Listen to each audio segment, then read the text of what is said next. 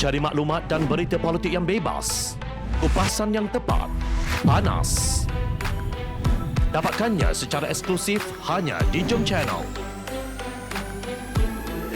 Komitmen kami, pentasan berita Isnin hingga Jumaat. Berbicara dan isu semasa, kami garapkan secara langsung. Panel-panel berkaliber dan profesional. Interaktif, pandangan anda kami raikan. Jangan lupa bersama kami di setiap hujung minggu dalam edisi khas mingguan. Jom Channel, moving forward, sharing a new experience.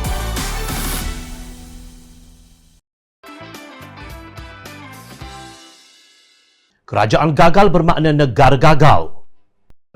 Ranking ketahanan COVID-19 Bloomberg untuk bulan Jun 2021 bagi negara-negara yang bernilai 200 bilion dolar Amerika, kira-kira 831 bilion ringgit, meletakkan Malaysia di kedudukan ke-51 daripada 53 buah negara yang gagal mengurus COVID-19.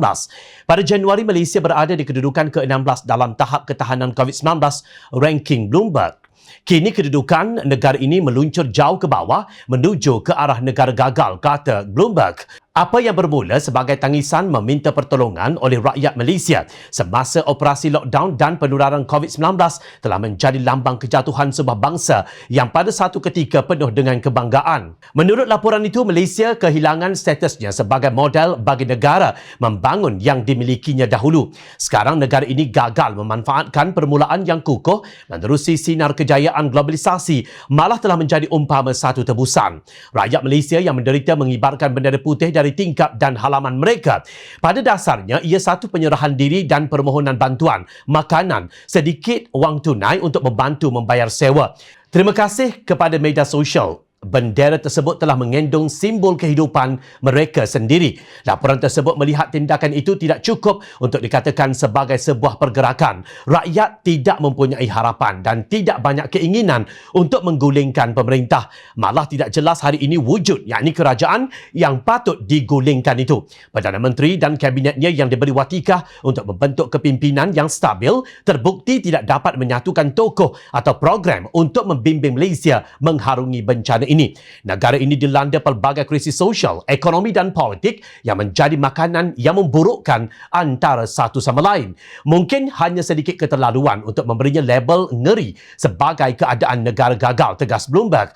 Khamis lalu, UMNO menarik sokongan terhadap Tan Sri Mahyadin Yassin dengan serta-merta dan menggesa beliau meletakkan jawatan. Namun parti itu sedang berhadapan dengan pemberontakan ahlinya sendiri yang mahu kekal dalam jawatan kabinet yang diberikan kepada mereka. Sementara itu, kes COVID-19 terus berada dalam lingkungan 9,000 kes sehari dan pencapaian program imunisasi hanya kira-kira 8%.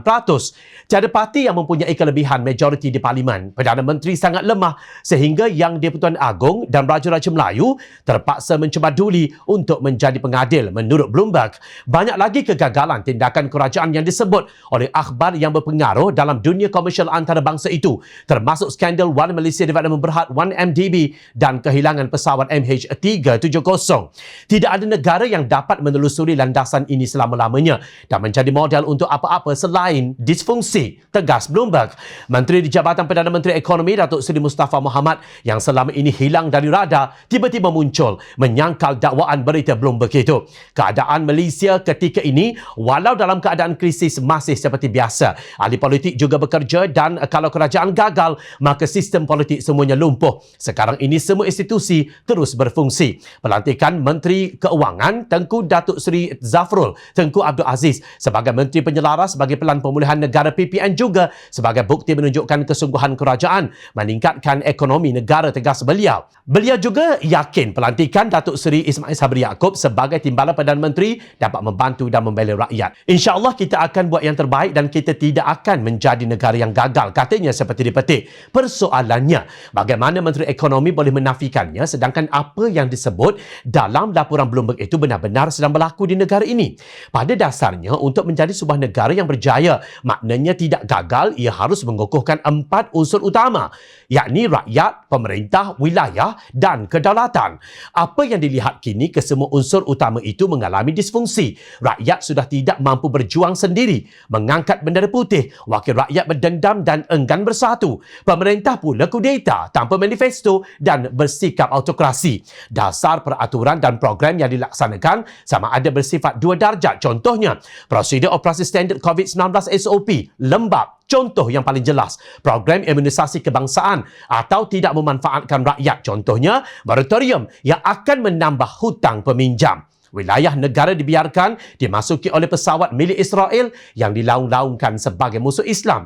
Jet pejuang dari negara komunis China berani menceroboh ruang udara negara. Kedaulatan undang-undang dikotak-katik apabila parlimen digantung. Malah penderhakaan terhadap Yang di-Pertuan Agong dan Raja-Raja Melayu berlaku di depan mata. Kini slogan rakyat jaga rakyat dan kerajaan gagal seolah-olah mencemu slogan kita jaga kita yang cuba dicanang oleh kerajaan Mahyadin.